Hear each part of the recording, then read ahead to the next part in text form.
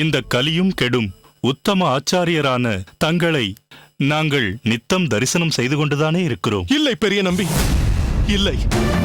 அத்தகைய உயர்ந்த கௌரவம் நிச்சயம் எனக்கு உரித்தானதல்ல. அடியேன் இழிந்தவர்களுக்குள்ளும் இழிந்தவன்.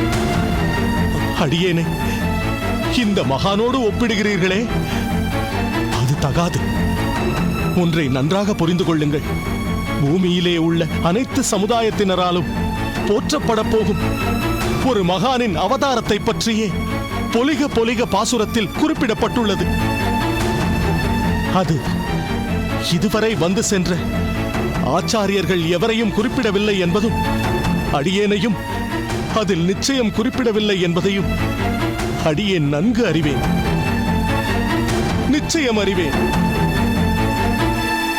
சுவாமி, எப்படி அவ்வளவு உறுதியாக சொல்கிறீர்கள்? காரணம் பல உண்டு.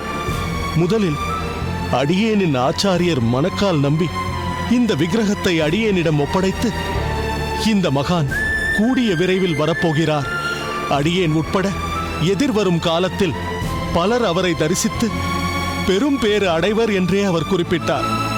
மேலும் நம்மாழ்வார் குறிப்பிட்ட பாசுரத்தின்படியெல்லாம் இன்னும் நடந்த பாடில்லையே.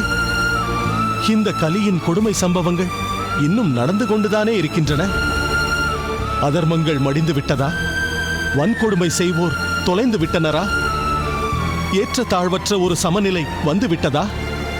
பாகுபாடற்ற சமுதாயம் உருவாகிவிட்டதா? சமரசம் என்ற பக்தி வெள்ளம் பெருக்கெடுத்து ஓடுகிறதா?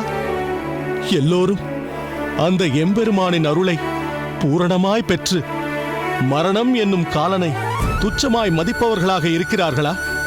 இல்லையே. சுவாமி, அப்படியென்றால் தாங்கள் எங்களுக்கு கூற நினைப்பது? மத பேதங்களை கடந்த இந்த மகான் சீக்கிரமே அனைவர் கண்களுக்கும் நேரே காணப்பெறுவார்.